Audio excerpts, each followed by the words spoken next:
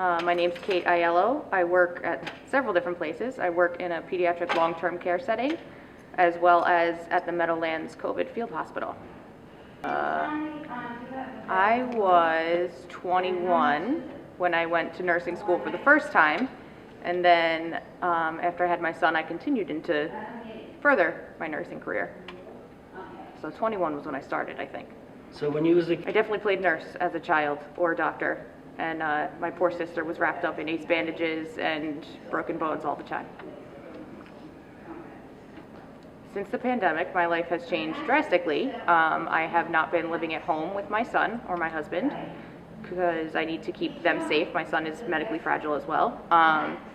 So in order to keep them safe, I was staying away from home. In addition, I've been kind of picking up work anywhere that needs me. I haven't really spent much time. I've been staying with my mom. I haven't spent much time there because I've been working as much as possible.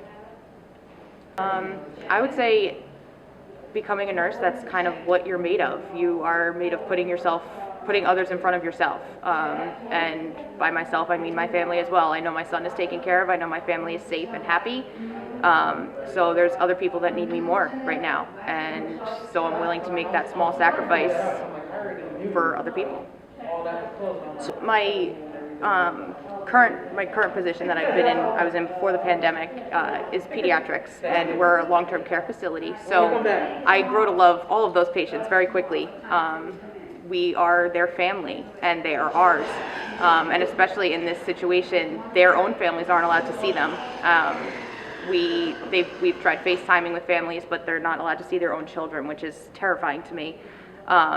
So just those patients becoming even more of a safety to them is super important, and a few of them actually do understand what's going on in the outside world, and so we're a comfort to them. Additionally, at the COVID Field Hospital in the Meadowlands, these people have been in the hospital already for 2, 3, 4 weeks, and now this is their last stop before they go home, and they miss their families so badly. So there's been situations where they're just dying to get out of there, but they're just not strong enough to get there. So you really have to connect with them to talk them through, you're gonna get through this, it's gonna be okay, you will see your family again, we just need to get through it. But I would say that the hardest time that I've had is in the Meadowlands Field Hospital, because these patients are in this limbo situation where they're stable enough to be alive, which is wonderful, but at the same time they're struggling. I had one man who was literally crying because he thought he was going home that day, and then we let him walk for 50 feet and his oxygen level dropped dramatically. So we had to tell him that he couldn't go home. So he had to tell his kids that he wasn't able to come home. And just seeing that and seeing how these are not the most severely ill, which is what you really hear about in the news, but these are the people that are just fighting and fighting and fighting through it, and it's negatively impacting their family, their life, and everything, and it's heartbreaking to see them away from their families for that long. My best days when I've walked a few patients out. One day I got to discharge 3 patients, and I walked them out individually, and unfortunately they still weren't allowed to hug their families when they walked out, but still just seeing them with the wind in their face and the sun in their face, and they just kind of stood there and looked around, and like it was definitely an amazing moment, because they realized that, okay, I'm on the other side of this finally, and I can finally start to move forward. I definitely didn't think I would live through an experience like this. When you go into nursing, you don't think of these experiences. You know that you're going in to help people, you know that you're going in to try to make someone's life a little bit easier, but you don't realize the impact that you make until now you're the only people that can do that. It's definitely not something to prepare for, but it's something that you take head on. I have some interesting feelings about what this pandemic has taught me. On one side, I have seen so much love and light among people, and just seeing the hope that people give to each other and can share. But I think it's also brought out the ugly as time has gone on a little bit. People recognizing maybe not recognizing how to keep their struggle at bay. Everyone's struggling right now. No one's having an easy time, but it doesn't mean that things need to be only for you. People want to go out and do things just as much as you do, but doesn't mean that you should do it at the risk of others. So I think just the anger that is starting to boil up more now. In the beginning, it was more fear, but now it's anger. And I think that just the way that people are acting out on that has really hit me, as it's disappointing to see. Everyone was so united in the beginning, and now everyone is starting to fall apart from that, and that's disappointing. I would absolutely not second guess my career choice.